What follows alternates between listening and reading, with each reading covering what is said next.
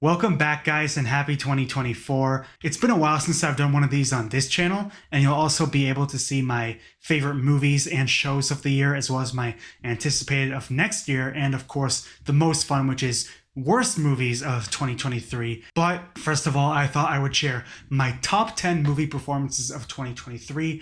If you didn't already know, 2023 was such a killer year for movies, and there's so many great ones that I just feel like sharing. But to make it a little bit fun, I'm going to actually only choose one performance per movie. Obviously, this is subjective, so if you don't agree by the time this video ends, totally leave your comments on which ones I missed. And if you do, let me know which ones you were most proud to see on here. So kicking it off at number 10, we have Charles Melton in May December. May December is a very eerie, weird kind of movie about the discomfort we try to shield from others. And a lot of people even saw it as a comedy, including the Golden Globes, which I still don't really get that, but whatever. And in a movie with Natalie Portman being absolutely amazing and Julianne Moore being arguably one of her career best roles, it's weird that the MVP of this movie is actually Charles Melton, who I really only knew as being cast as like the cool guy in Riverdale and Bad Boys for Life. So very cool to see him rise to the ranks of this year's Oscar conversation for Best Supporting Actor, which is super cool. And he absolutely deserves at least the nomination. And it makes him sort of, at one point in the movie, question how happy he is with his relationship, but he's trying to shield any sort of discomfort or introspection because of him trying to preserve his wife and his kids, which is very understandable considering how much he loves his kids. But you sort of see him understanding how trapped he is in this life with Julianne Moore's character. And he did an amazing job just wrecking everyone who watched this movie. He has a lot of scenes where he's just unlocking a lot of insecurity in a really devastating way. And if this is only the beginning of Charles Melton delivering amazing dramatic turns, I don't even know what's going to be next. So at number 9, I put Barry Keoghan in Saltburn. Barry Keoghan is such an interesting actor in that he always plays characters who seem to be like detached from human interaction, sorta. At least in The Killing of a Sacred Deer, he was so incredibly haunting in that you could like never see him as a good guy for so long. And Saltburn is the closest thing to that, in that he's also just an absolute monster.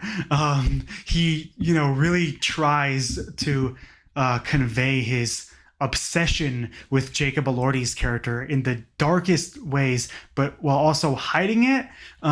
So whenever you see him do something absolutely crazy, it's like sort of him showing his true colors, even if at first you think that him injecting himself into Jacob Elordi's family's high society is at first him putting on a mask. That's a really good theme in this movie, is whether this person is really shedding his skin or not. And Keoghan's just absolutely terrific, and he commands the screen. At number 8, I went with Greta Lee from Past Lives. This is such a beautiful and moving film, and a lot of the weight of the screen time is put on Greta Lee's performance. Whether she has this amazing chemistry with Teo Yu, who plays her sort of childhood friend and crush that they reunite after 24 years, and this sort of enchantment, seeing this person who is just a memory for so long and such an important part of her childhood friendships back in South Korea. And she also has great screen time with John Magaro, who plays her current husband in her life in New York. It's such a beautiful film, and Greta Lee, just with her eyes and her face, her smile just like lights up the film every time she and Teo Yu are having these beautiful discussions about their past and their present. Her character of Nora is almost trying to close this book and say farewell to the young girl version of her that she says she left behind in South Korea. But she's also just unlocking all these memories of her childhood best friend who has now sought her out and found her after so long. And, you know, if you haven't seen Past Lives, I don't know what you're doing. It's such a beautiful movie about human connection that's stuck with me even almost half a year after seeing it. Number 7 is Paul Giamatti in The Holdovers. The Holdovers is both a warm and savage comedy drama in which Paul Giamatti plays a really stern and grumpy teacher who kind of just hates his students because they're all brats. And then he forms an unlikely connection with this kid Angus, played by Dominic Sessa, who's a brilliant breakout in this film. And Paul Giamatti, this could arguably be his career best role. He's, again, showing this very savage part of he's just like letting off on his kids because they don't care about school and grades and treating each other with decency. But then he also unlocks this part of himself that's kind of bitter at the world for his life and kind of scared of going back into human connections, but secretly really needs and wants that. And his connection with this kid Angus is absolutely beautiful. At number 6 is Coleman Domingo in Rustin. Rustin is the movie about Bayard Rustin, who helped organize the March on Washington, but he was also very much marginalized within his own civil rights leader community because he was gay. Even some of the civil rights leaders at that time, that was too much for them, and that had a lot of rifts because he was very outspoken about his sexuality. And, you know, in the 60s, it was obviously very hard being black and gay. And Domingo is so commanding in this movie because, first of all, he has a bit of a voice change and he has a lot of big scenes where he has to yell and be very in character. Again, it has a lot of physicality in the role that's different from, you know, seeing Domingo just in interviews. But it's really this conveying of a man who stood up even against his own community, who thought that he should back down. Rustin's sort of commitment to social change for all, and his sort of contempt for all these people who were questioning him, but just how unapologetic he was, I think is conveyed in such a larger than life way from Domingo. And not only that, he was also terrific in The Color Purple as Mr. So props to Coleman Domingo for having a simply incredible year. At number 5 is the man who nuked the world.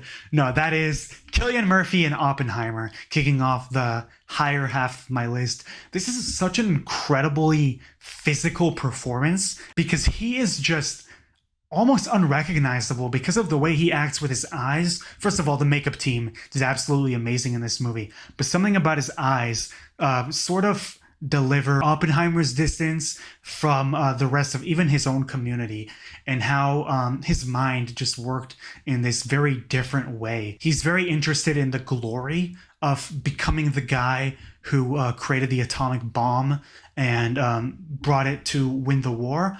But he's also someone who's not necessarily glorified or shown as some immense role model. But again, it seemed like from Murphy's portrayal that he was very distant from other people, that he sort of just couldn't be understood, and he wasn't asking to be.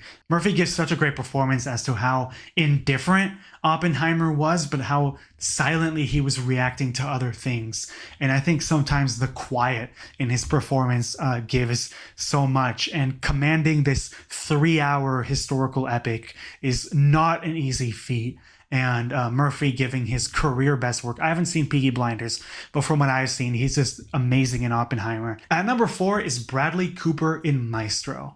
Bradley Cooper must have had such a difficult audition process for this movie. The director must have gone through so many different choices before casting Bradley Cooper. No, I'm just kidding. He cast himself, obviously. He directed the movie, so who else would he have cast? But honestly, Cooper is so tremendous in this movie because calling it transformative is an understatement to his work in it. First of all, again, incredible work from the makeup team, and just all in all, an amazing transformation into the different eras of Bernstein's life. He's a guy who is consumed with his destiny to change the world of music and become this first great American conductor, which we all know Leonard Bernstein became. His sort of like on cloud nine whenever he's conducting or whenever he's immersed in his music, the way you see him conducting with all his body and his face and his mouth.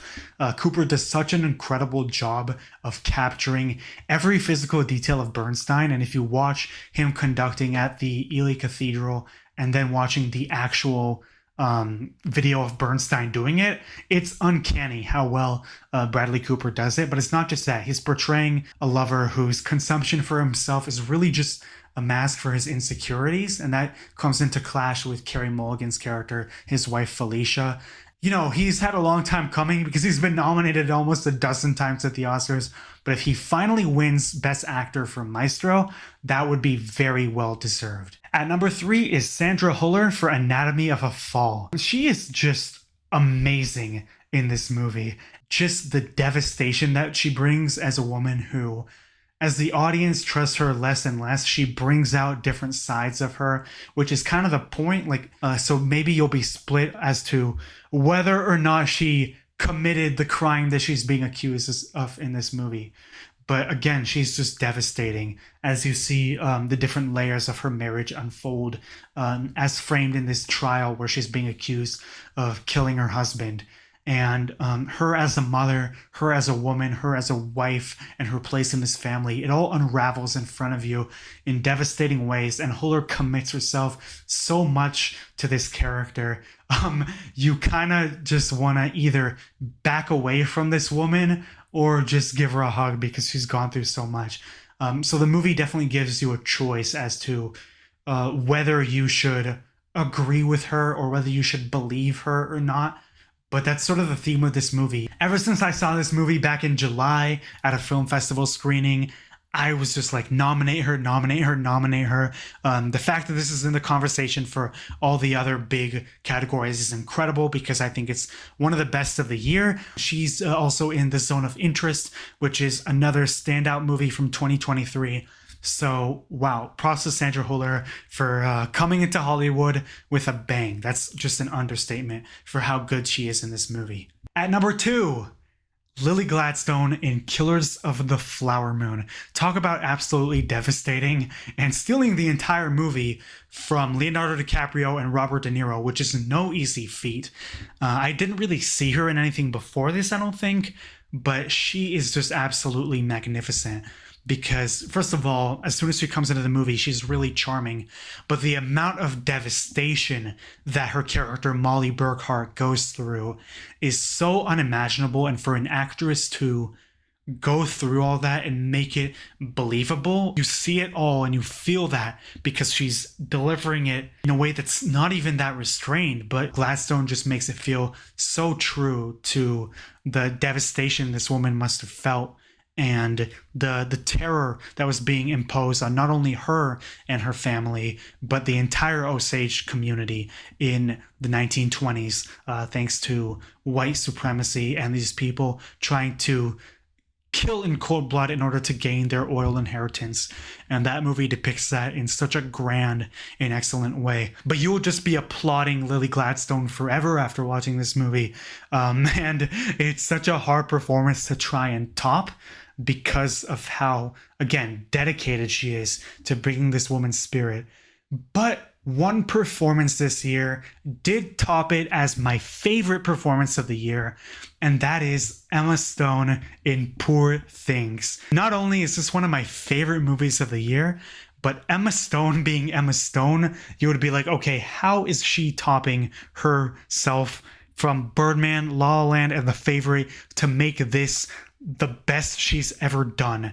And she absolutely does that with Poor Things, because she's not only supposed to deliver a woman with like an infant brain, literally, but she's supposed to make you forget that it's acting. It's not supposed to feel theatrical. It's supposed to make sense within the world of this character, Bella Baxter.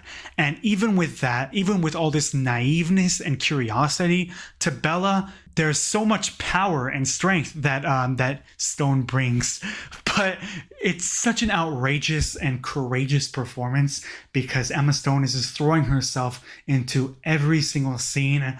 Whether, like I said, it's the curiosity that Bella has for the world around her and these new sensations that she discovers as she comes out of her shell, which is her adoptive father's house, played by Willem Dafoe, who's also great. Not to mention Mark Ruffalo is also terrific in this movie, but that's a story for another day. Even, having seen the trailers and seeing how weird she was going to be, you can't expect her to just be so big in this film. And I just loved how much she did that. And, maybe in terms of emotion and dramatic weight, I would give the title of the best performance of the year to Lily Gladstone. But in terms of favorite, seeing Stone delivers such a character that's different from anyone that we've seen before, but will probably be talked about for a long time by movie lovers. I mean, that's a feat. And with that, that concludes my favorite performances of 2023 list. And as I said before, that is not the end of my top 10s for the year, as you will be seeing my favorites and least favorites and most anticipated of next year and my favorite shows all coming soon. And again, if there was one that I left out and you were just like, Gaul, how could you do this? Or how could you pick this actor from this movie over a different one? Definitely sound off below in the comments because it's all subjective and my list is not the defining one, obviously.